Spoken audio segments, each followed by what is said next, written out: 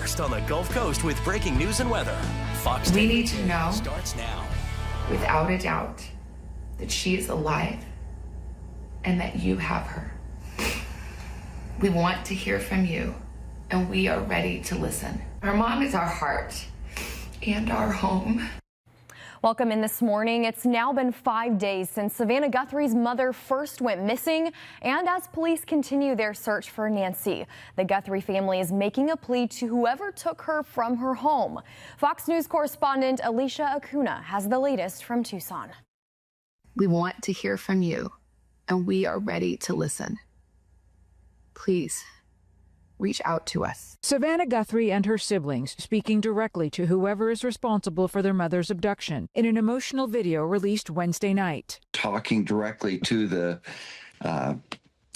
those that have taken her, the abductors, is crucially important that they know that they're trying to comply with everything that's being said. In the video, the family acknowledged reports of a potential ransom letter, and while they say they are ready to talk to Nancy's captors, they want proof she is alive, acknowledging how easy it can be to doctor videos and photos using AI. We need to know, without a doubt, that she is alive and that you have her. The 84-year-old was last seen on Saturday night after being dropped off at her home following dinner with family. She was reported missing after not arriving at church the next morning. Increased police activity was seen Wednesday at Nancy's home, with officials searching the back of the home and garage. Law enforcement was also seen outside of her daughter Annie's home.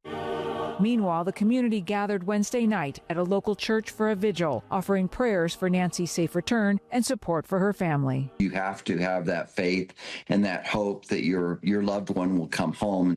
Police continue to make clear that despite rumors, they do not have a suspect or person of interest in this case.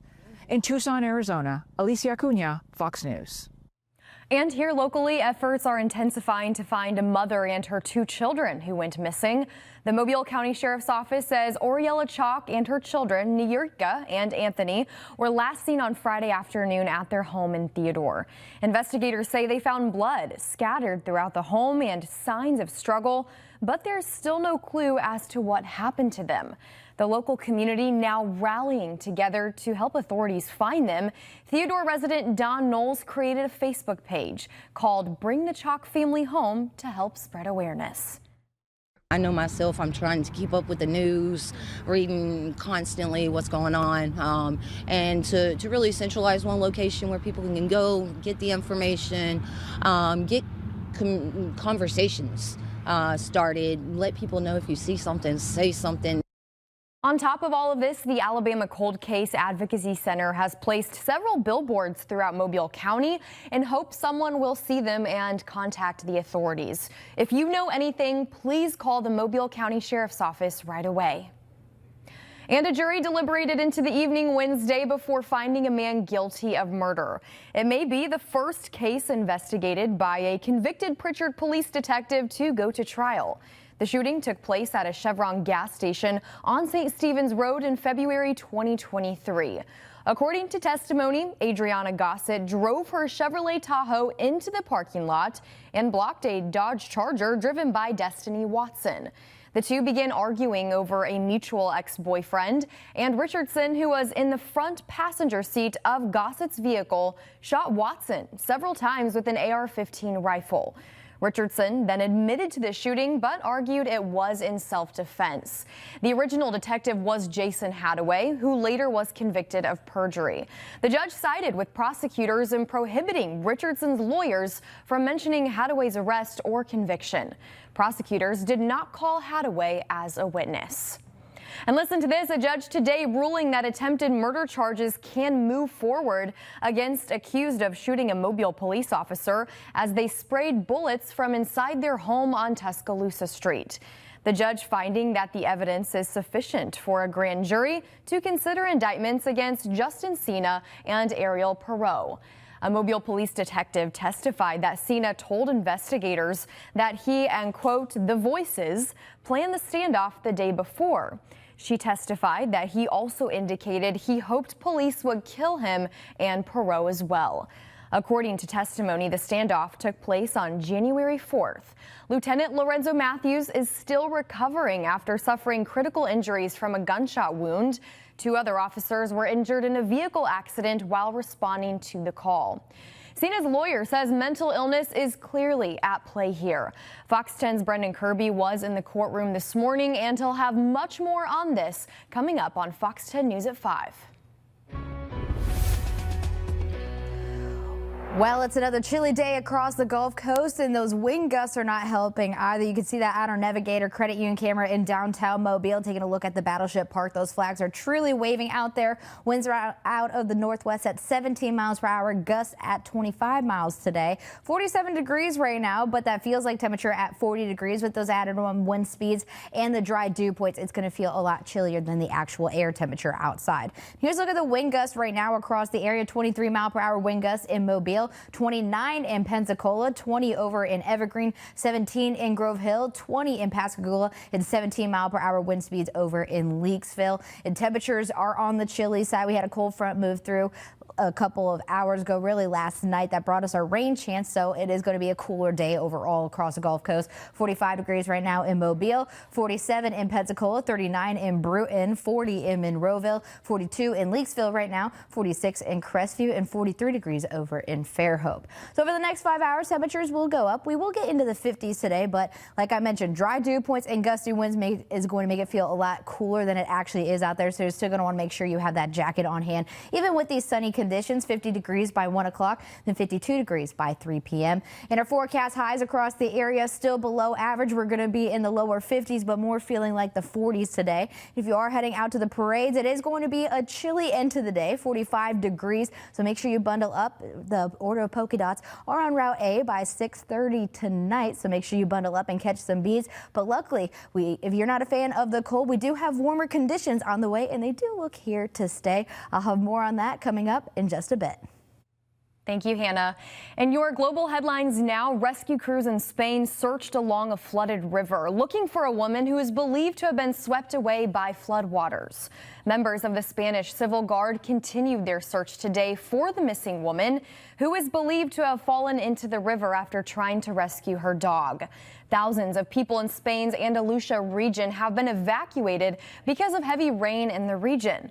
Police officers were seen wading through waters to also rescue a group of people trapped in an abandoned building as those floodwaters rose. More storms are forecasted for that area in the coming days. Meanwhile, a major drug bust by the French military in French Polynesian waters. More than 4 tons of cocaine were seized from a boat this week by the French Navy. The boat was traveling to South Africa from Central America. This is the second time in 2 weeks that French authorities have conducted a major drug bust. On January 19th, 5 tons of cocaine were seized from that same area of French Polynesia. U.S. negotiators are still on schedule this morning to sit down with Iranian officials on Friday to discuss a range of issues, including ending Iran's nuclear program. Meanwhile, the last remaining nuclear arms treaty between the U.S. and Russia expires today, and experts fear that could kick off a new nuclear arms race. Fox's Caroline Shively reports now from Washington. Ahead of Friday's talks between the U.S. and Iran and Oman, President Trump has a warning for the supreme leader. I would say he should be very worried, yeah, he should be. As you know, they're negotiating with us. They were thinking about starting a new site in a different part of the country. We found out about it. I said, you do that, we're going to do very bad things to you. The talks were on the verge of collapse, but multiple Middle East leaders urged the U.S. to get them back on track. This comes nearly 8 months after the U.S. bombed Iran's nuclear sites and just weeks after Iranian authorities killed thousands of anti-government protesters. I think the president really wants diplomacy. We're not looking for regime change. What we are afraid of is that Iran would become a possible vacuum for ISIS, Al-Qaeda, or the Taliban. Some Democrats, though, say the administration needs a more focused plan to deal with Iran. This chaotic approach makes America less safe, and I really fear that he could now stumble into a conflict without a real plan. Meanwhile, a separate nuclear pact has collapsed. The New START treaty, which capped the number of nuclear warheads the U.S. and Russia could deploy at any given time, expires Thursday. And if the two sides don't renew the agreement, we need to make sure that our defenses are capable of persuading the Russians that any resort to nuclear arms is futile and self-destructive. The U.S. wants China to be part of any arms limitation treaty. As the Pentagon reports, China could triple its nuclear arsenal by 2035. In Washington, Caroline Shively, Fox News. And just some wild moments here as a police helicopter crashes in Arizona following an officer-involved shooting. A shooting between Flagstaff Police Department and at least one person happened late Wednesday. An Arizona Department of Public Safety Ranger helicopter crew responded with tactical air support. The helicopter crashed during the incident, killing both the pilot and the paramedic on board. A suspect is now in custody and has non-fatal injuries. The Department of Public Safety will be working closely with the FAA and the NTSB to continue investigating that crash. And then body camera video from California shows a rescue from a burning home. This all happened January 29th in Elk Grove, south of Sacramento. Flames were seen shooting from part of the home as an officer breaks a window and yells to identify himself. He then sees someone inside and breaks a glass door and an internal door to get inside.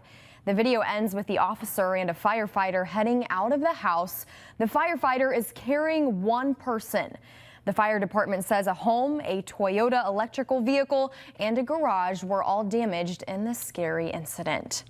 It's 11:10 now, still to come here on Fox 10 Midday. We thought flu season peaked last month, but a new strain is sending infection rates back up. We have those details for you after the break. Hannah, today's cold, not great for the immune system either. It is not, but if you're someone who is a fan of the warmer temperatures, we have a warming trend that'll start taking place tomorrow where temperatures make their way back into the 70s going to this weekend. We could even see mid-70s by next week, which is great news for Fat Tuesday. This warming trend is here to stick around. We'll have more on your overall forecast coming up after this.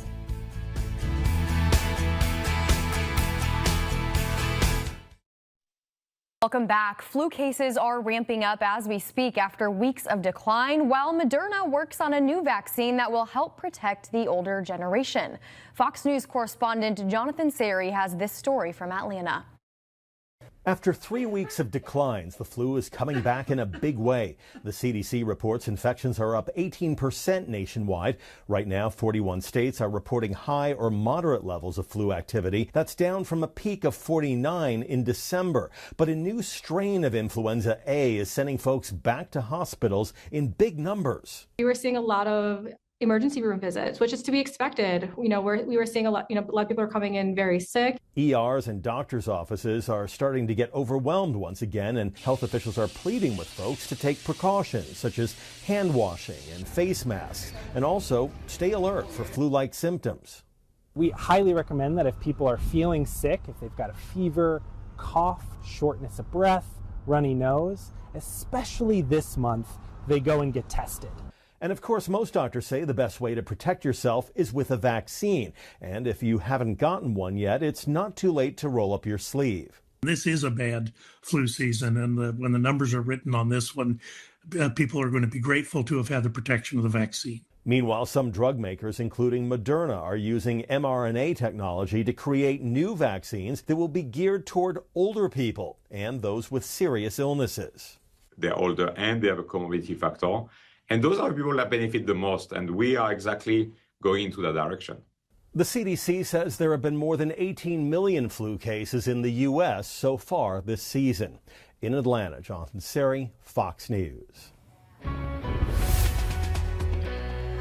Well, we just had that cold front that moved through, and not only did it bring us cold conditions, it's also bringing us some gusty winds out there. You can see that on our Navigator Credit Union camera located at the Battleship, and this is going to stay pretty consistent throughout the entirety of the day. So what we're seeing for our weather headlines, it's going to be a cool and breezy afternoon, but another cold night ahead. But luckily, if you're somebody who likes the warmer temperatures, a warming trend is on the way starting this weekend. So we just got to get through today and tonight. So winds wind speed and gusts throughout the entirety of the day. We're going to have about 25 to 30 mile per hour wind gusts, pretty consistent through the afternoon. And then we're going to have 20 mile per hour wind gusts until about 7 p.m. tonight, where winds start to calm down just a little bit. So this is going to add on to that feels like temperature. Our dew points are extremely dry, and then you have these gusty winds, so it's going to be about a difference about 8 to 10 degrees from the actual air temperature outside. So even though our forecast highs today are going to be in the lower 50s, it's going to feel more like the lower 40s today. And we're still below average. 52 degrees for a high in Mobile,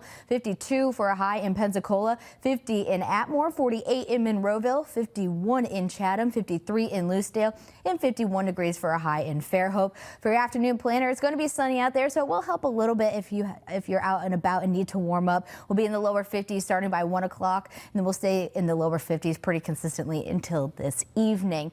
And speaking of this evening, temperatures do go down quite a bit once that sun goes down, especially if you're heading out to the parade. The Order of Polka Dots will be out on Route A at 6:30 tonight. 45-degree temperature, so it is going to be a little chilly out there, especially with that added on wind speed. It's going to feel more like the upper 30s, so make sure you bundle up, but it's looking to be a great parade. And then forecast lows tomorrow morning. We're still going to have a cold night near the below freezing threshold. Some of us will be below freezing. 33 for a low in Mobile, 37 in Pensacola, 31 in Atmore, 29 in Monroeville, 32 in Chatham, and 33 degrees in Lucedale. But you're in luck. After tomorrow morning, we start to warm up. 45 degrees by 8 a.m. for your Friday, then into the upper 60s into the afternoon hours. 68 tomorrow. Some of us could be near 70 degrees. And that stays pretty consistent over the long range forecast. So here's a look at your parade forecast for Friday evening. A lot different than this evening. 59 degrees by 6:30 p.m. for the Order of Inca parade, and then 6:45, 53 degrees there. It's going to be a cool and nice feel overall. Then for your weekend forecast, it's going to be nice out there. Definitely recommend some outdoor plans. 68 for a high on Saturday, 70 for a high on Sunday with mainly sunny skies and no rain in sight. Your parade forecast for your Saturday, we have parades basically throughout the entirety of the day. 65 degrees by 1 o'clock. We'll be in the 60s until about 5 p.m. Then we're into the upper 50s by 9 o'clock. So great weather to get out and about and enjoy some parades. And that temperature outlook from the Climate Prediction Center. Look at that, warmer than average for February 11th through the 15th, and also lasting throughout the Fat Tuesday holiday. So your Mardi Gras is looking great as well. Just a couple of mornings in that cooler feel, especially going into this weekend. Then forecast lows. We'll start to get to the mild side starting by next week, but those highs, look at those over the next 10 days. We have one more day of cooler temperatures for our Thursday. Then we're getting into the 60s this weekend, then into the 70s going into next week, even mid 70s by next weekend. So warmer feel on the way. So our 7-day forecast is looking great with plenty of sunshine. Great way to go into Mardi Gras. Hey, we'll take it, Hannah. Thank you. Iguanas falling from trees, sea turtles floating in the water and washing ashore. The freezing weather we've had this year is having a big impact on nature, so it's a good thing things are warming up. Sarah Wall is taking a look at how our Gulf Coast inhabitants are handling the cold, which species are having the hardest time, and what's being done to help them. In Depth with Sarah Wall, cold weather impacts on animals is for free on the Fox 10 Gulfstream TV app, and it's available right now. Coming up, do you know how to properly fold the American flag? One Boy Scout troop takes it very seriously and shows us how after this. You're watching Fox 10 Midday.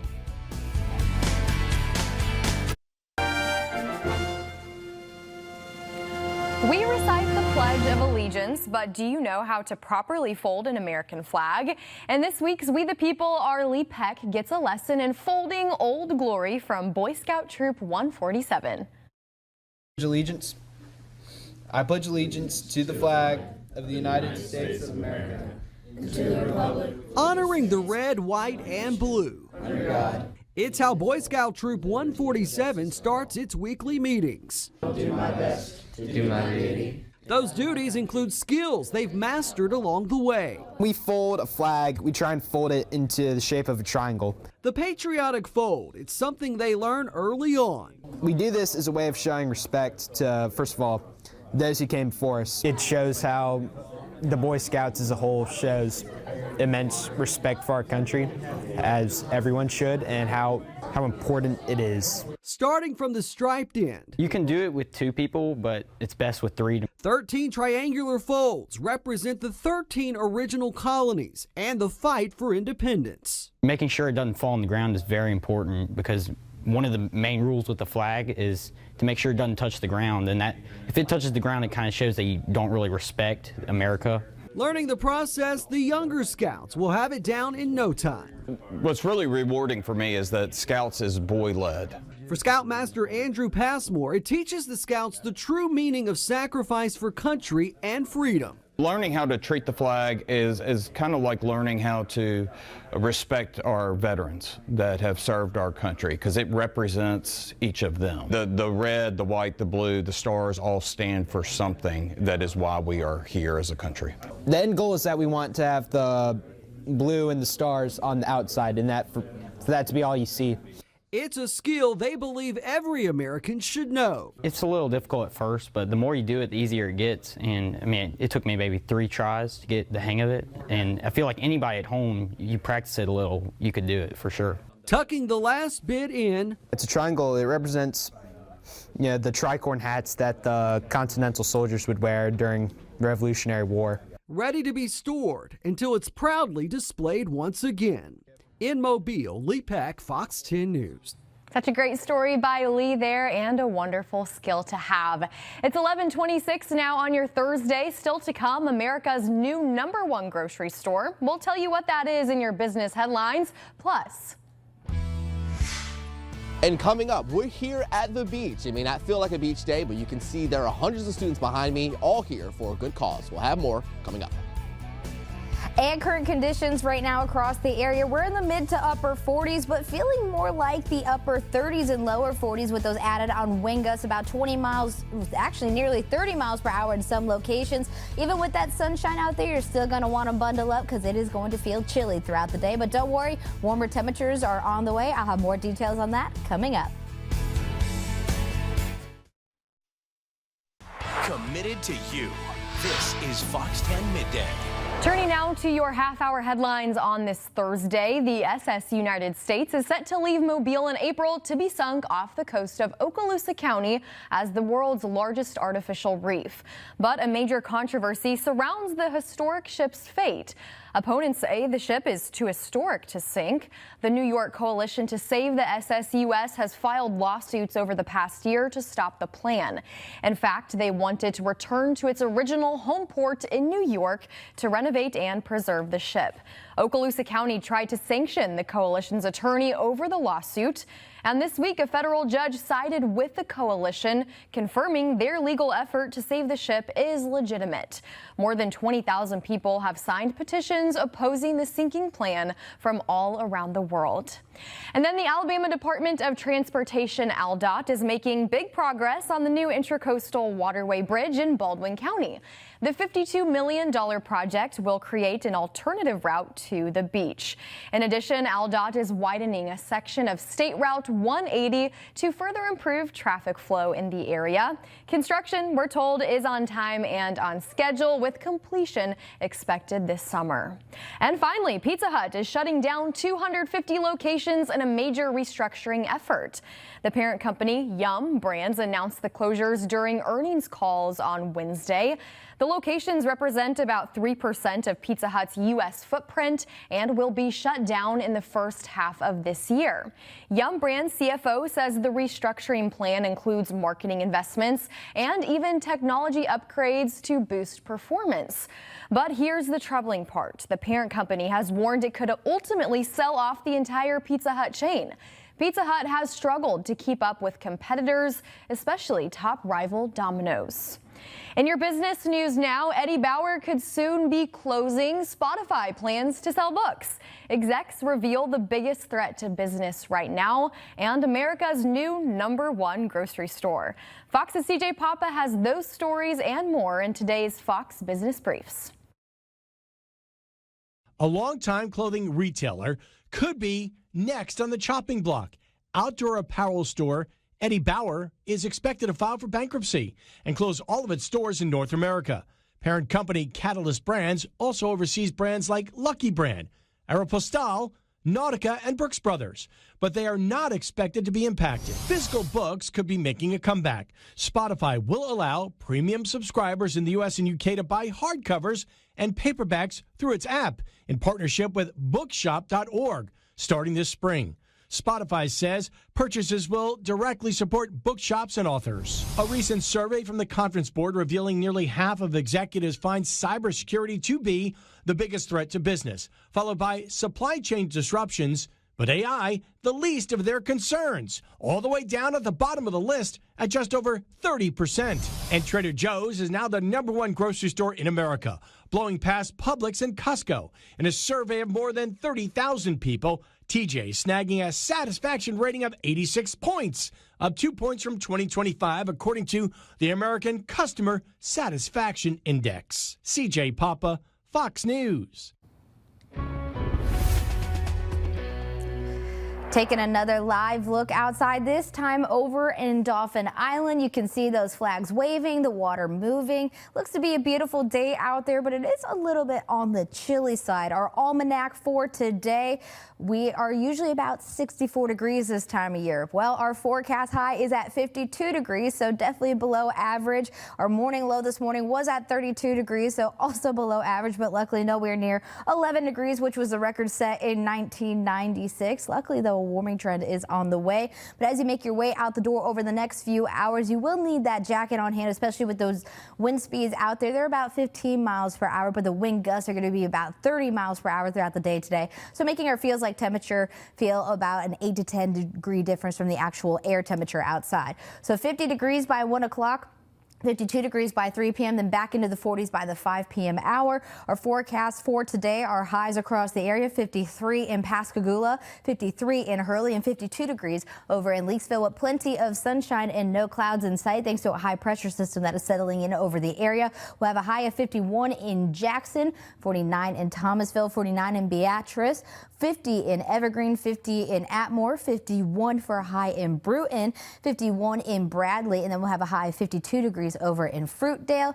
Moving into Mobile and Baldwin County, we'll have a high of 52 in Mobile, 53 in Dauphin Island, 53 in Tanner Williams, 52 in Mount Vernon, 51 in Robertsdale, 53 in Gulf Shores, and 52 degrees for a high in Seminole. And of course, moving into Northwest Florida, we'll have a high of 52 in Pensacola, 51 in Walnut Hill, 52 in Munson, 53 in Navarre, 53 in Niceville, and 53 degrees for a high in Destin. Now, if you are going to be out and about tonight, especially if you're going to the Order of Polka Dots parade at 6:30 tonight, located at Route A, 45 degrees, but it will feel chilly out there, especially with those winds out in the northwest at 5 to 10 miles per hour. You saw when we were showing the wind gusts, it'll still be gusting around that time, so definitely feeling more like the upper 30s at that time, but still great conditions with clear skies. And we have one more night of very low temperatures. It's going to feel cold tonight at or below freezing. Once again, 33 for a low in Mobile, 37 in Pensacola, 31 in Crestview, 31 in Atmore, 29 in Monroeville, 32 degrees in Chatham, and 33 in Lucedale. So going into this weekend, I mentioned a warming trend is coming. Well, here it is, 68 degrees on Saturday for a high, then 70 on Sunday. It feels weird saying that, especially after these couple of weeks of dangerously cold temperatures, but mainly sunny conditions and no rain in sight, so it'll be great to head outdoors. And our temperature outlook from the Climate Prediction Center shows that it'll be warmer than average from the week of February 11th through February 15th, and even going into Fat Tuesday. Our Mardi Gras holiday will also be on the warmer side as well. We just have a couple of mornings to get through with these colder mornings, and then we'll have milder conditions. Average this time of year is about 43 degrees. We'll be into the 50s by next week, so well above average there. And then look at our afternoons over the next 10 days. We have one more day of about a colder afternoon, which is today. Then we get into the 60s tomorrow, 70 degrees by the end of this weekend, and that'll stay pretty consistent where we'll even get into the mid 70s by next weekend. So very happy about that there. Then our 7-day forecast does not show any rain in the forecast. It's going to be quite sunny over the next 7-day period, which is great for all of our parades we'll have over the next 7 days. Good news there, Hannah. Thank you. Today's chilly weather this morning not stopping local students from making a difference on our coastlines. Gulf Shores City Schools, Dune Doctors, and Gulf State Park teamed up this week for a Planting for Protection event. Fox 10's Stephen Moody has more now from Gulf Shores. Yeah, it is February, but we are here on the beach as hundreds of students here behind me are here for a great cause. Students are helping to restore coastal dunes at Gulf State Park. They spent 2 days this week installing native vegetation to build up on our natural barriers. The event also included educational sessions led by park staff and coastal restoration experts. Since this is our 5th year, some of the students that are mentors this year had the opportunity to actually plant the plants as 5th graders. And so they've grown and now they're mentors. And so it's kind of full circle for them. But even for students who haven't participated before, it was a fun experience. These young ones here, I'm teaching them how to restore the dunes, and we've been planting plants around these trees. That's pretty much it. We've been planting plants around trees and moving trees around. It's really cool. All of this is to provide crucial help to our coastal dune ecosystem. So they're learning to share that experience with more people, and it helps everybody in making that awareness of how fragile our environment is, and so it's just awesome. And they do projects like this all the time. This is actually day 2 of this specific project, making sure that our dunes are protected. Reporting here in Gulf Shores, Stephen Moody, Fox 10 News.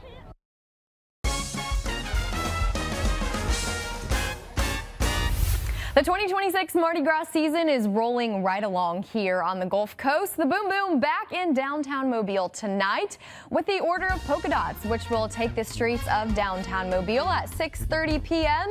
Then tomorrow, the Order of Inca and Order of Chaos will entertain revelers at 6:30 p.m.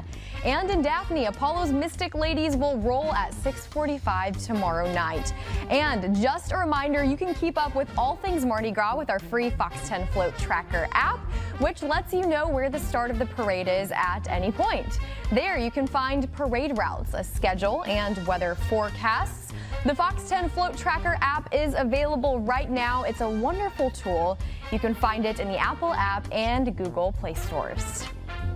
Also, if you can't make it to the parades, don't worry, we've got you covered. Fox 10 will be streaming the Mobile parades on the Gulfstream app, which you can download on your Samsung, Apple, Roku, or Amazon TV, and that will continue all the way up until Fat Tuesday. It's 11:39 now. When we return, the Queen of Clean shows us how to unshrink a sweater, which might be great for this chilly day. Plus, Disneyland is opening up an attraction for weddings. Are you brave enough to try it out? Hannah and I will bring you the details in your Midday Talkers next. Welcome back. You might be wearing a sweater today with the chilly morning we've had, and they are great to keep you warm when it gets cold out. But sometimes after washing and drying them, you may notice they can shrink a bit. Yeah, the Queen of Clean gives us a solution on how to unshrink a sweater. Oh my gosh, I can't believe it, I shrunk my sweater. Thank goodness I'm the Queen of Clean and I've got a solution to that problem. What you're going to need is 2 basins of warm water. Into the first one, we're going to put a couple of really generous squirts of baby shampoo and just mix that in a little bit. Then we're going to take our sweater, fold it so it fits, sit it in, and just let it slowly sink to the bottom on its own. Now, this is going to take a while, so you're going to want to walk away for about 15 minutes or so and come back once the sweater is in the bottom of the bin. The reason we're letting the sweater sink to the bottom on its own without pushing it is that the fibers of the sweater are slowly absorbing the baby shampoo and the water, and they're opening up, so that eventually when we're done, we will be able to easily resize the sweater back to the size that it originally was before it shrunk. Okay, we're back. We've waited 15 minutes for this to sink to the bottom. Now we're going to take it out of the baby shampoo solution and put it into the rinse. And to do that, we don't want to squeeze it or wring it. We want to gently just take it into our hands like this and lift it from this solution gently into this solution, lay it out, And again, we're just going to kind of let it sink into that water. And this time you can gently help ease it down into it. Once it's down in the water and it's rinsed out, we're going to lift it out, and this is the important part. This is where we're going to resize it. We're going to lift it out of that water gently, just with our hands again. No wringing, no stretching. We're going to move it over onto a towel. Lay it out on the towel, and you don't have to reshape at this point. We're just going to get that water out. And to do that, we're going to bring the towel up, and I'm just going to gently roll the sweater in the towel. And I'm going to roll it back and forth a little bit to get the most of the water out. You can pat down on it, just don't wring or squeeze. Once we've done that, then we're going to take our sweater and we're going to start and we're going to stretch it out. We're going to pull on that sweater to get it back to the size we need it. Now, if you're not sure, take a sweater that fits and lay it over it till you get it to the right size. As you can see, look at the difference I've already made in this. And if you need to stretch the sleeves, go ahead. Stretch those sleeves out too. Get it stretched well. You're going to leave it there and let it dry. Come back to it if you need to and stretch it a little more. Once the sweater's dry, it's going to be the same size as it used to be, and your problem is solved. For more information, go to queenofclean.com. Thanks for talking dirty with the Queen of Clean. A bit of a time commitment there, but if you have a favorite sweater you love, I understand. I get it for sure, but I'm one of those people, if it doesn't fit, it's going in the trash. There you go. Well, listen to this. Anticipation is building as fans from around the world gear up for this weekend's Winter Olympics. As the Winter Olympics kick off tomorrow in northern Italy, tourists and locals gathered at the final preparations are made for the Milano Cortina Games. Yeah, this is the first year the games will take place in two primary locations, Milan and small mountain town Cortina. The locations are separated by 250 miles. While the opening ceremony is kicking off tomorrow, some competitions like curling have already begun. I'm so excited for this. Do you follow the Winter Olympics? I do. I'm not gonna lie, I have my favorite events per like the summer and Winter Olympics. Sure. Mine for the winter are definitely gymnastics. I love the skiing ones, figure skating. I feel like I might watch a little bit more with the winter compared to the summer, because the summer I usually watch soccer and like volleyball and stuff like that, but the winter ones, there's just so many. I feel like a lot more unique because it's sports I've never participated in. They're very impressive. Nick and I were talking about this the other day. We were like, I think we could be Olympians in curling because you're just sweeping the ice, right? I know there's a lot more involved, but it's super fun to watch. I've and always I'm excited wanted to do the one where they're like running and then they get in the sled. The bobsled. Yeah. Ooh, I love the bobsled. Can't wait to watch. We'll be talking about it on air for sure. Disney fans looking to tie the knot will soon have two new creepy locations. The Haunted Mansion at Disneyland will open its doors to host weddings starting in July. Ceremonies will take place in the attraction's outdoor courtyard. It can hold up to 25 guests. Also, starting in May, the Haunted Mansion Parlor will start hosting weddings of its own on the Disney Destiny cruise ship. But as of now, the Haunted Mansion at Disney World in Florida is not available as a wedding venue. Wow. You know what? I feel like there will be some people that take full advantage of this. There's a crowd out there that will like this. Yes, but the one thing I will say, 25 guests. It's going to have to be a very small wedding, but think about it. It's going to be a small wedding, but I know that's going to be expensive. Yeah, for sure. I can't wait to see pictures too, because I feel like people will be very unique with that as well. Well, thanks for staying with us here on Fox 10 Midday. It's 11:50. Hannah, we're looking live outside in downtown Mobile. Yes, we are. It's a beautiful sunny day out there, a little bit on the chilly side, especially with those gusty winds out there. So make sure you bundle up, but warmer temperatures are on the way. We'll have one more look at your forecast coming up after these messages. Welcome back into the show. If Cupid's arrow feels more like a dagger this year, we've got the story for you.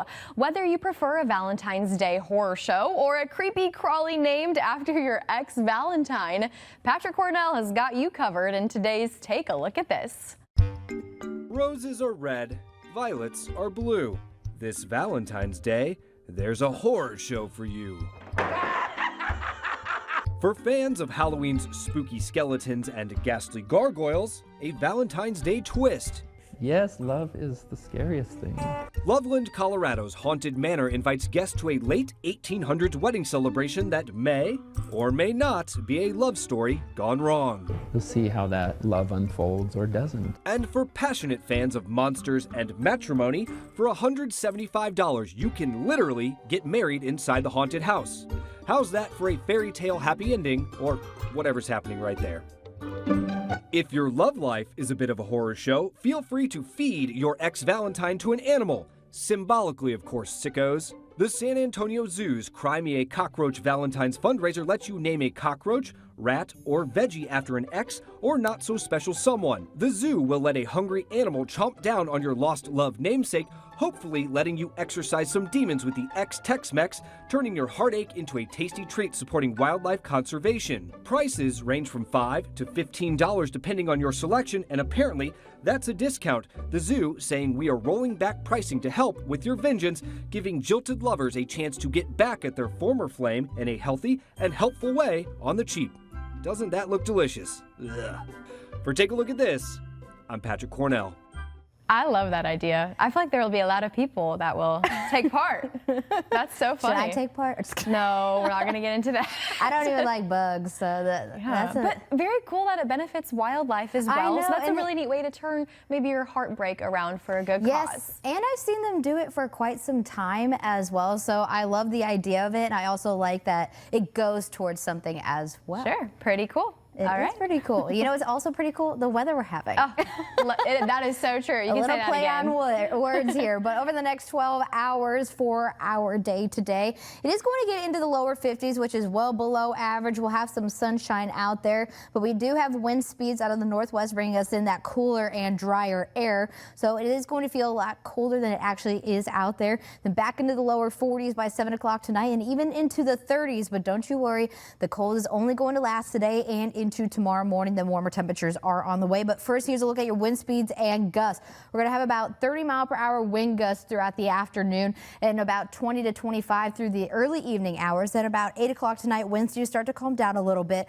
But when we have this going on and the dry dew points we're having, it does add on to that feels like temperature. So it's going to be about an 8 to 10 degree difference from the actual temperature outside. So for your parade forecast, 45 degrees at 6:30 for the order of polka dots going on at Route A. 45 degrees, like I mentioned, is going to be chilly, mainly clear skies, but going to want to bundle up. It'll feel like the upper 30s with those winds out there. Here's a look at your parade forecast for your Friday, though. Much different conditions. Upper 50s by 6:30, mostly clear skies and an overall pleasant feel. Then at 6:45, about mid 50s, a cool and nice feel. This one's over in Daphne. We actually have our own Fox 10 crew going to the Daphne parade tomorrow. And then for our weekend outlook, it is going to be nice and sunny. We're going to be nearly 70 degrees on Saturday, then getting into the lower 70s on Sunday. No rain in sight either, so great weekend to get out, especially after being stuck inside for as long as we have been with these cold weeks we've had. Then your parade forecast for your Saturday, overall a beautiful day. For your 1 o'clock, 6:30, and 7 p.m. parades will be in the 60s, and then into the mid 50s by 7 o'clock with sunny and clear skies. And then your 7-day forecast, does the heat stay around? Yes, it does. We'll be in the 70s by this weekend. It stays pretty consistent, and even our morning lows are going to be on the mild side, getting back into the upper 40s and 50s into next week. So I'm very excited about this, Ashley. Yeah. I'm tired of talking about the cold. I know. We're ready for the heat. Can't let the day go by without wishing you a happy National Weather Person's Day. Hannah, think really quick, what's your favorite part about being a meteorologist? Oh my God, you can't put me on the spot like that. I just love the weather and also giving the weather to y'all and meeting every single one of you. That's the best part of it, and making it basically living my dream. Listen, we appreciate you so much and all the hard work you do. We'll talk more about it on Fox 10 Live at 3. We will see you then. Thanks for watching.